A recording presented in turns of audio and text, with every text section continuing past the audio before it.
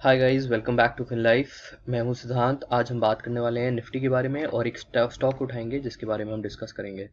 तो अभी काफ़ी तेज़ निफ्टी इंक्रीज़ करी है कुछ समय से। आप इधर चार्ट देख सकते हैं, ये मैंने निफ्टी का डेली का चार्ट लगा रखा है और निफ्टी आप देख सकते हैं कि किस तरह करेक्ट करके आई है। अभी मैं इस इंडिकेटर को हटा देता हूँ। तो ये निफ्टी का चार्ट चल रहा है 2019 से कितनी तेज़ इंक्रीज़ करी और कितनी मैसिवली गिरी है, और निफ्टी ने कितना तेज़ सपोर्ट लिया था अपना 7,000 के लेवल्स पर, इधर 7,400 7,500 के आसपास। अब निफ्टी फिर करेक्ट करके ऊपर आने लग गई है, तो ये इन्वेस्टमेंट अपॉर्चुनिटी फिर से हमारे लिए बन रही है। प्लस शॉर्ट टर्म और लॉन्ग टर्म व्यू देखते हैं निफ्टी का इस चार्ट से हमको क्या लगता है। अगर हम निफ्टी का चार्ट लगाएं और सबसे पहले बेसिक अगर मैं मूविंग एवरेज एक लगाता हूँ, निफ्टी पे सिंपल एक मूविंग एवरेज लगाता हूँ, तो 9 डे के मूविंग एवरेज पर मेरे को यहाँ पर बाय सिग्नल इधर मिल गया था, जिसके बाद पता था कि मार्केट ऊपर जाएगी जाएगी। अब इसी के साथ ही अगर मैं इंडिकेटर अपना मूविंग एवरेज तेज़ करता हूँ या फिर बड़ा करता हूँ, हल्का सा और कंफर्मेशन वाला मूविंग एवरेज करता हूँ, तो उस हिसाब से मेरे को पता चल जाएगा। लेट्स से 26 डे का मूविंग एवरेज लगाता हूँ, तो उसमें भी मेरे को बाय सिग्नल इधर मिल चुका था। तो सारी चीज़ें बुलिश बता रही है मार्केट को कि अब मार्केट ऊपर रहेगी और मार्केट ऊपर जा सकती है। लेकिन आज जो मूव आई है वो हमको एक बेरिश सिग्नल दे गई है, क्योंकि यहाँ पर इन्वर्टेड हैमर बन गया है। ये जो आपका मूव है और इधर आपका एक इन्वर्टेड हैमर बन गया है, जिसकी वजह से अब मार्केट यहाँ पर रेजिस्टेंस बनाने लग गई है। तो मार्केट का आज हाई था 10,175 कैश में। तो इधर से हम एक्सपेक्ट करते हैं कि मार्केट अभी यहाँ पर इस लेवल को तोड़ने में हल्का सा टाइम लगा सकती है और रेजिस्टेंस ले सकती है इस लेवल पर। एक आप इधर देख सकते हैं कि इधर एक गैप भी बन रहा है, तो मे बी ये गैप जो है, शायद ये गैप अभी फुलफिल ना करे मार्केट और कुछ समय बाद फुलफिल करे। तो इस गैप को फुलफिल करने में अभी हल्का सा टाइम है। इसी के साथ ही अगर यहाँ पर देखें तो हम लोग को रेजिस्टेंस इधर दिख रही है। प्लस इन दोनों को अगर इंडिकेटर्स को हटाते हैं और इचीमोको क्लाउड लगाते हैं, जो एक काफ़ी अच्छा इंडिकेटर माना जाता है ट्रेंडिंग मार्केट्स में, तो ये भी आपको एक बुलिश सिग्नल दे चुका है यहाँ पर कि आपको अब मार्केट इंक्रीज करती रहेगी और बुलिश सिग्नल मार्केट ने एक दे दिया है और यहाँ से ऊपर जाएगी। तो यहाँ पर लेकिन अभी जो एक दिन की कैंडल बनी है, जो आज के दिन 3 तारीख को जो ये मार्केट में डाउनफॉल आया है, वो हल्का सा हमको हिलाता है। और जिस तरह मार्केट एकदम से करेक्ट करी है, ऐसा लगता है कि अब मार्केट यहाँ हल्का सा थम सकती है और फिर उसके बाद इंक्रीज करे, तो शायद आपको और भी बेटर इन्वेस्टमेंट अपॉर्चुनिटी मिल जाए और मार्केट हल्का सा करेक्ट करके नीचे आए। लगभग आपका इस गैप तक आ सकती है, शायद 9600 के आसपास, और फिर उसके बाद फिर से रिकवरी मारे। तो ये हमको निफ्टी में लग सकता है। इसी के साथ ही आज का जो हमारा स्टॉक है वो है आपका पीटीसी इंडिया। तो ये इस कंपनी के बारे में बात करेंगे। ये एक कंपनी है जो ट्रेडिंग सेक्टर में है और कंपनी का मार्केट कैप देखें तो 1,000 करोड़ का मार्केट कैप आ रहा है अभी करेंटली। और इसी के साथ ही आगे बढ़ें तो पीटीसी के बारे में बात करें, कंपनी के पास असेट्स 21,000 करोड़ के हैं और डेट कंपनी के पास 9,300 करोड़ का है और बुक वैल्यू 158 की है। आप हैरान होंगे इसका प्राइस देखकर, जो सिर्फ 36 रुपीज़ के आसपास चल रहा है अभी। अगर हम पीटीसी का चार्ट लगाते हैं तो आप इधर देख सकते हैं, पीटीसी इंडिया का अगर चार्ट लगाते हैं तो इधर आपको पीटीसी इंडिया का आइडिया लगेगा कि स्टॉक कितना तेज़ करेक्ट करा है और कहाँ से करेक्ट कर कर नीचे आया है। तो ये लॉन्ग टर्म अगर इसका चार्ट लगाते हैं तो आप देख सकते हैं कि स्टॉक का रेट लगभग 132 रुपये था और जो डिक्रीज कर कर 32 रुपये के आसपास आ गया है। तो काफ़ी करेक्ट करके नीचे के लेवल्स पे आ चुका है स्टॉक।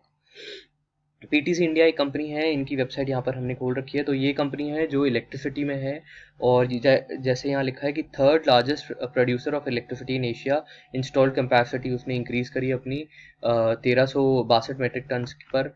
और इसके ऊपर हम ऑलरेडी वीडियो बना चुके हैं जिसके अंदर हमने पूरा इनका बिजनेस मॉडल एक्सप्लेन करा है। अगर आप चाहें तो वो क्लिक करके देख सकते हैं और टॉप राइट साइड में आपके पास एक कार्ड आ रहा होगा जहाँ पर ये मैंशनड होएगा, तो आप उधर क्लिक करके पुरानी इसकी वीडियो देख सकते हो और हमने इसके बारे में क्या बताया था। तो तब से कोरोना और बहुत सारी चीज़ें हो चुकी हैं जिसकी वजह से अब स्टॉक का रेट काफ़ी नीचे लेवल्स पे मिल रहा है। तो अगर इसी इसी चार्ट को देखें और इसके अंदर मूविंग एवरेजेस लगाएं जो हमने निफ्टी में लगाए थे, तो अभी हमको इस स्टॉक में बाय सिग्नल तो मिला है, और मूविंग एवरेज के बेसिस पर, और यहाँ पर काफ़ी अच्छा सपोर्ट ले रहा है ये स्टॉक। अगर फंडामेंटल्स की बात करते हैं तो यहाँ पर फंडामेंटल्स में हम देख पा रहे हैं कि सेल्स कंपनी की इंक्रीज़ करी हैं, और 2015 से लेकर 2019 तक कंपनी की सेल्स इंक्रीज़ करके 14,750 करोड़ पे पहुँच गई हैं। प्रॉफिटेबिलिटी भी इंक्रीज़ करी कंपनी की, और 452 करोड़ पे पहुँच गई है 2019 में। आगे बढ़े तो यहाँ पर हम देख सकते हैं कि कंपनी की जो अर्निंग पर शेयर की ग्रोथ है और प्रॉफिटेबिलिटी की ग्रोथ है, वो 13.5% से कंपनी ग्रो कर रही है सालाना। और अगर सेल्स और सीएजीआर निकालें तो 1.7% से इंक्रीज करी है पिछले 5 सालों में। 2018 में कंपनी की सेल्स काफ़ी इंक्रीज कर गई थी, 19,640 करोड़ हो गई थी, लेकिन 2019 में हल्का सा करेक्शन आ गया कंपनी में। इसी के साथ ही आगे बढ़े और स्टॉक के बारे में देखते हैं, तो हम लोग को नियरेस्ट सपोर्ट इसका 32 के आसपास लगता है। उसके लिए हम चार्ट पे चलते हैं, तो ये इनका एक काफ़ी स्ट्रॉन्ग सपोर्ट आ रहा है 32 का ही, जो इधर है, जिससे 2 बार स्टॉक पलट चुका है। और आज भी काफ़ी ऊंचा गया था स्टॉक, लगभग 38 के आसपास आ गया था, और फिर करेक्ट करके 36 के आसपास बंद हुआ है, क्योंकि मार्केट में ही वो ट्रेंड चल रहा था, उसके बाद नीचे आ गया। और आप यहाँ पर भी देख सकते हैं कि स्टॉक में बाइंग भी काफ़ी अच्छी खासी हुई है, लगभग 4.6 मिलियन 4.9 मिलियन शेयर्स की परचेजिंग इधर हुई है स्टॉक में। आगे बढ़े तो इधर हम देख सकते हैं कि अर्निंग पर शेयर इसकी कंटिन्यूसली इंक्रीज करी है, और 19 में अर्निंग पर शेयर आई है 14.37 की। 2024 की अगर अर्निंग पर शेयर देखें और इसी ग्रोथ रेट पर 13.5% से, तो 27 की हम एक्सपेक्ट करते हैं कि अर्निंग पर शेयर अगले आने वाले 5 सालों में स्टॉक की हो जाएगी। ट्रेड रिसीवेबल सही से मैनेज है, कोई इतना प्रॉब्लम नहीं है। कंपनी का प्राइस कंटिन्यूसली फ्लक्चुएट कर रहा है, जो मैंने आपको चार्ट पे दिखाया है। इनके मैनेजिंग डायरेक्टर देखें तो दीपक अमिताभ हैं, और पीई अगर देखें तो आपको यहाँ पर पीई क्लियरली दिखता है कि कंपनी का पीई आपका 4.43 से लेकर आपका फ्लक्चुएट कर रहा है बिटवीन 5.6 के बीच के अंदर। इसका पीई बैंड काफ़ी फ्लक्चुएट कर रहा है स्टॉक का। यहाँ पर आपका जो स्टॉक का ये है, वो इन दोनों रेंजेस के अंदर फ्लक्चुएट करा है। तो पीई बैंड देखें तो इसका पीई बैंड फ्लक्चुएट करा है मिनिमम 4.59 और 7.62, जिसके अंदर पिछले 5 सालों में इसका पीई बैंड फ्लक्चुएट करा है। तो हम एक्सपेक्ट करते हैं कि कहीं ना कहीं ये इसी पीई बैंड में अगले आने वाले 5 सालों में आ जाएगा। करंट पीई चल रहा है 2.53, तो ये रिकवरी देकर इस लेवल तक आ जाएगा, मतलब कि इसका प्राइस इंक्रीज करेगा अगले आने वाले 5 सालों के अंदर। तो हम लोग एक्सपेक्ट कर रहे हैं कि अभी 36.35 का रेट चल रहा है, और अगले आने वाले 5 सालों में कहीं ना कहीं 124 मिनिमम तक हो जाएगा, और 206 तक इंक्रीज कर सकता है। तो अगर ऐसा होता है तो आप देख सकते हैं कि स्टॉक आपको 27% तक का रिटर्न डिलीवर कर सकता है अगले आने वाले 5 सालों में। कंपनी में 2 इश्यूज हैं।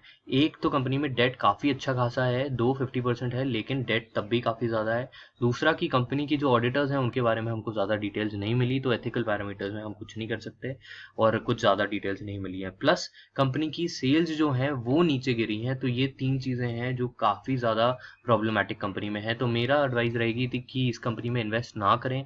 2 रिटर्न यहाँ पर दिख रहे हैं कि अच्छे हैं, लेकिन बिल्कुल एडवाइजरी नहीं है कि आप इन्वेस्ट करें इस कंपनी में। इससे बेटर है कि कोई और कंपनी में इन्वेस्ट करें जहाँ पर आपको ज़्यादा बेटर रिटर्न मिल सकें, और जिसकी सेल्स डिक्रीज़ ना कर रही हों, क्योंकि सेल्स नहीं डिक्रीज़ करनी चाहिए, भले ही प्रॉफिट आपका डिक्रीज़ कर जाए, क्योंकि अगर सेल्स डिक्रीज़ कर रही है मतलब कि लोगों का प्रोडक्ट से इंटरेस्ट ही खत्म हो रहा है। सो इस वजह से हम लोग एक्सपेक्ट करते हैं कि ये कंपनी रिटर्न तो दे देगी आपको, लेकिन तब भी बेटर अपॉर्चुनिटी दूसरे स्टॉक्स में हो सकता है। कंपनी के मैनेजिंग डायरेक्टर दीपक अमिताभ है, नियरेस्ट सपोर्ट 32 के आसपास है, जो हमने डिस्कस किया। और यही था जो मैं बताना चाह रहा था पीटीसी इंडिया के बारे में। अगर आपके पास होल्डिंग है स्टॉक की, तो आप लोग कंसिडर कर सकते हैं उसको शिफ्ट करना किसी और स्टॉक में जो आपको बेटर रिटर्न्स दे। और इंस्टीट्यूशनल और म्यूचुअल फंड होल्डिंग देखें तो 60% की है, और कंपनी बहुत अच्छा डिविडेंड देती है, लगभग 11% का। तो ये एक काफ़ी बेनिफिशियल पैरामीटर है। अगर अभी तक आपने सब्सक्राइब नहीं करा है तो सब्सक्राइब कर लीजिए और बेल आइकन दबा दीजिए, जिससे आपको रेगुलरली वीडियोस मिले। प्लस आप टेलीग्राम के चैनल हमारा ज्वाइन कर सकते हैं, जहां पर आपको रेगुलरली टिप्स और अपडेट्स मिलेंगी स्टॉक्स की और किस तरह इन्वेस्ट करना है। सो यूडेमी का अगर कोर्स चाहते हैं तो डिस्क्रिप्शन में देख सकते हैं आप, वहाँ पर आपको सारी डिटेल्स मिल जाएंगी। That's about it for this video. Signing off, Siddhant Goyal from Phil Life. Happy investing.